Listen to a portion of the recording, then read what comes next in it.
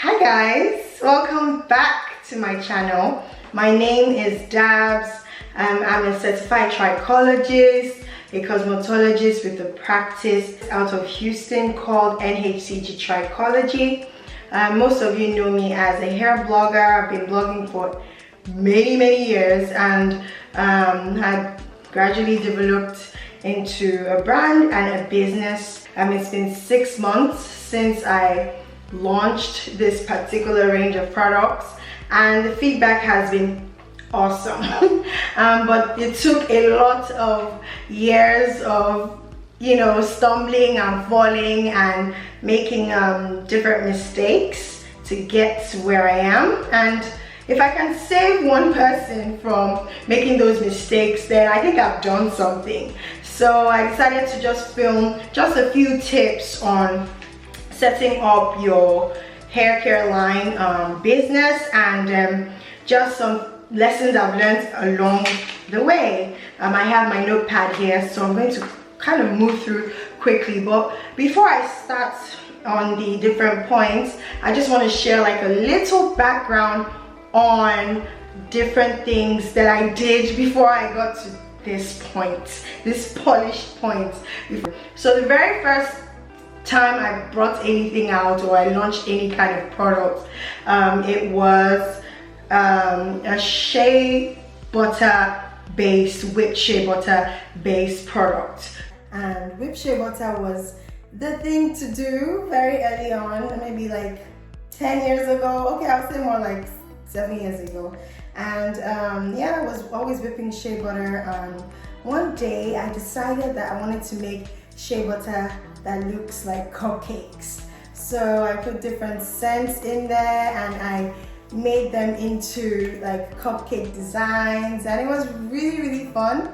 And it started out as a kind of like a hobby stroke business for whoever is kind of interested, and then kind of progressed when I had an event. I had an event, I used to do these like hair expo type events, and this particular event I decided everybody that bought a ticket got a free cupcake, shea butter cupcake. So I made a pyramid. I'm going to try and insert pictures so you guys kind of see where I'm going with my gist.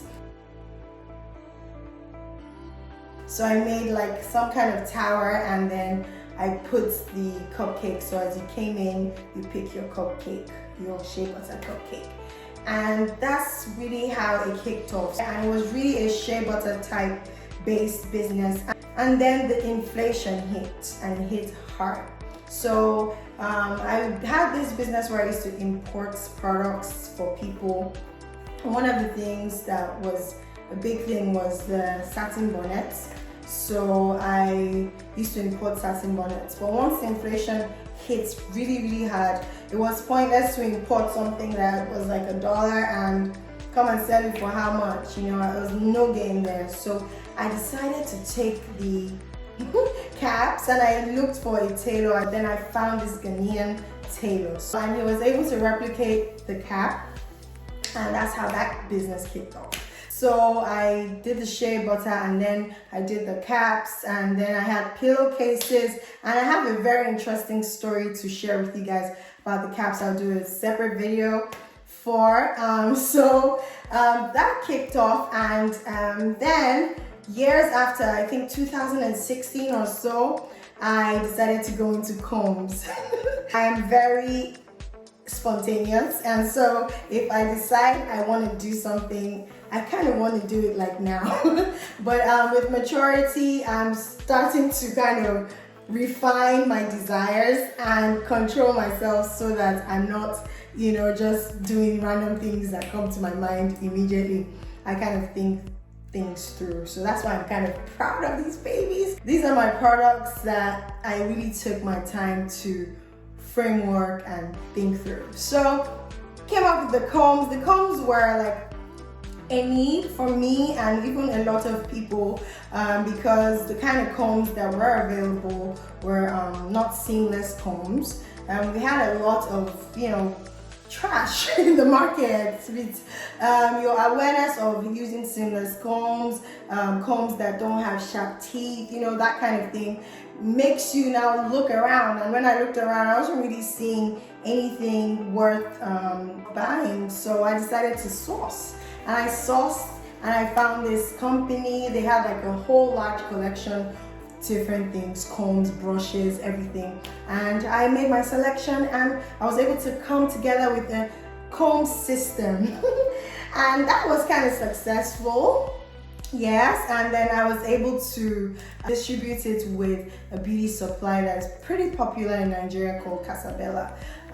Yeah, so that was kind of my journey through my products. And then when I moved to the States, I decided to go into products because over the years I've used so many products, so many different things, and I started to identify with the ingredients that my hair liked. Oh, by the way, I became natural just a year before I moved. So in that first year of being natural, you try different things and your hair is going to go through this whole phase where it's trying to figure out what your hair or what it likes. So I went through these different phases and I started to see different ingredients that I liked, and I wanted products that had those ingredients that my hair likes, 4C hair likes. And with my years of experience with, you know, even before I went natural, I was dealing with people with natural hair. I had a salon in Lagos. So I kind of knew what I wanted to do. So I came out with this line called the 100% collection because I wanted to make a line that had just, so if I was saying I'm doing a grapeseed and cinnamon oil, that's just it, grapeseed and cinnamon, nothing else. So it was alright, but I went through some different lessons that I am going to share with you guys that helped me to develop this more refined line that I do have today.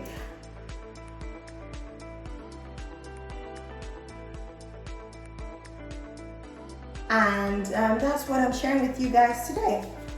So the very first thing I'm going to say is build your brand. What is the focus of your brand? What is your brand about? Is it aromatherapeutic line where, you know, the people that buy your products are buying them because of how great they smell? Are you trying to create a styling product line where every single product is really geared towards how to style the hair, definition, like gel, holes, that type of thing? Are you creating that type of line? Or in my case with this line, are you creating a line that is focused on scalp care? With my brand, being a trichologist and really dealing with the health of the scalp and infections and conditions, my brand is focused on the scalp and really nourishing the scalp and nourishing the cuticles of the hair. So you have to find kind of a niche, a focus. And for me, it was important to focus on this because I find a lot of products that are fluffy. You know, they have so many ingredients in there and they really just kind of a coating over your hair. And yes, your hair might look amazing, definition might be on point, but what's your hair feeding on? You know, what's really in the products? And I really wanted to take out all the fluff and all the cones and the alcohols, and you know, and just really focus on giving you essential ingredients. For instance, if I just pick up my Teonic, which is like a tea spritz type of product, it has water, aloe vera extract. The main tea inside here is hibiscus, hence this nice bright red color. And it has fish oil, butterfruit extract. So I really focused on a lot of holistic type extracts, and so you really want to know what's the focus here. Every focus is important. Sometimes, you know, I just want real good definition, and so I'm going to use a gel from Main Choice, you know. So whatever it is, the focus is, know that it's important. Now the next thing that I focused on was creating a cohesive collection. A collection should be able to complement each other. They're supposed to be able to work together. So the Tionic works well with the hair drapes, that type of thing. You're supposed to have products that won't, if you apply them together, flake up on your hair and, you know, give problems like that. So look at the ingredients. Bottom line, that's really what I'm trying to say. Ingredients will make or mar your products. You can choose the route of going to learn how to formulate products, take a course. If this is really your focus, I say it's worth it. How invested are you? I know a brand in Nigeria, and she told me she started out with like 10,000 bottles or something like that. And there was a lot of pressure to sell those products. And second thing was when she needed to tweak her formula based on the feedback she was getting from her customers, it was difficult because she had already invested in these 10,000 bottles and had to sell them. So you need to know what you are doing in terms of committing to the quantity. I would say always start small. I like small batches for that purpose, so I can tweak in case I get feedback, you know, and also so that, you know, your risk is managed, because you don't want to ever be selling products because you want to make money. You want to be selling products because you know the value you're giving your customer and because you will help your client's hair do better. That should be the sole purpose of you. Well, it's noble, but it's the sole purpose of me starting my line, and then the money will come eventually. If I made money my priority and made money sole purpose of starting my line, I probably will go the easier route with the ingredients sourcing, with, you know, packaging, and I will just get stuff and private label them and sell them. But I'm very particular about what's in these bottles, so I have to be involved every step of the way. So yeah, that leads us to packaging. So with packaging, you want to get packaging that is kind of generic. So the very first line, and I'm going to try and post the 100% collection line. The bottles were very unique and very cute and very different. And at first it was like, oh yeah, my bottles are very unique and different and cute. But then you start running into issues where they're sold out from your supplier and they are, you know, just difficult to find. And the worst issue was when I made labels, and the labels, because of the shape of the bottle, were not laying flat. And so it was a nightmare. And so yeah, my labeling with that first collection was whack. But I learned the hard way, and this time around I decided to get generic bottles like Boston rounds. This is a Boston round, and it's just, you know, just simple generic styles that you can easily put a label on and be done with that. And you can find them easily. Because I'm not doing 10,000 bottles, I buy in small batches of, you know, 5 dozens, that type of thing, because the more you buy, if I'm being honest, the more you save. Because there are different companies that I reached out to, and I'm going to give you guys the company that I use. That's a good thing about watching my video to this point. So whoop, whoop, I'm giving you one of my business, you know, contacts. So this company that I use is called SKS Industries. They are the ones where I source my packaging from. They have popular bottle names like Boston Rounds, they have amber bottles, they have blue bottles, they have clear bottles. Now, going back to packaging, I love clear bottles for packaging. Why? Because I want to see my product. I want to see how it's, you know, when I'm shaking it up, all that's in there. And I just love to see my product. Well, not everybody's like me. Some people like, you know, the edgy, you know, opaque look where it's just the product label. And but I would say if you're doing hair products, go the transparent or translucent routes. I mean, maybe it's my personal preference, but I just feel like it just showcases your products better, and then have your labels clearly put across the bottle. Speaking of labels, so with labels, I'm going to give you another gem. Come on, you guys have to pay me for all of this. Oh no, just watch my video to the very end.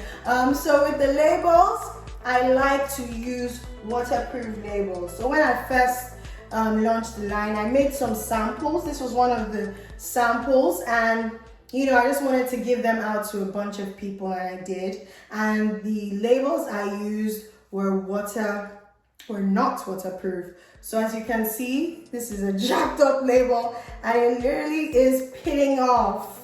So embarrassing. So one of the feedback I got from the people I gave was, the labels are peeling off, what's going on?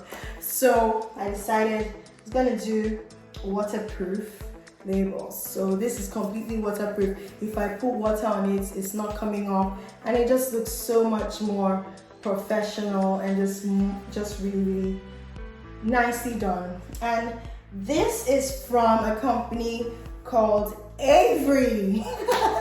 I'm sure if you've been in the office or anything like that, you probably know about Avery. Avery is where I get my labels from, my waterproof labels from. So because I do small batches, I don't need to, you know, get the big rolls yet. So I go to Avery, and then I buy the packs of 100 labels, about $25 for a pack.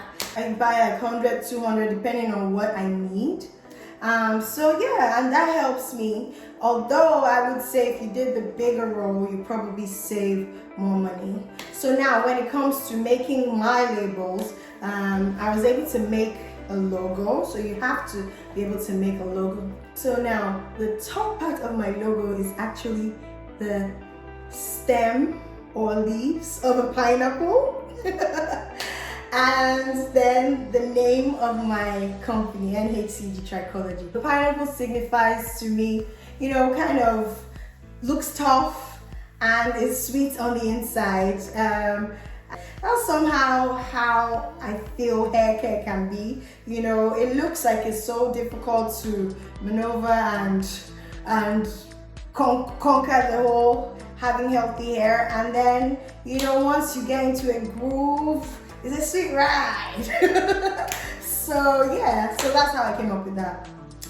So you have to have a nice logo. I say go very simple. It could just be your name. I say find a nice font, and I say nice color. You know, there's a lot of colors you can pick from. We don't always have to go pink, girls. I know you guys like pink, but yeah, just find something nice and clear and concise. So the logo should be on there, and then, you know, another important thing that should be on there is the ingredients list. The ingredient list has to be very, very clear. You want your clients to have confidence in you and in what is in the product. So your ingredient list should be very, very clear in terms of the order of how it is, in terms of the quantity. So yeah, make the ingredient list very clear. If you want to go scientific, then go scientific throughout. So use all the scientific names of the essential oils.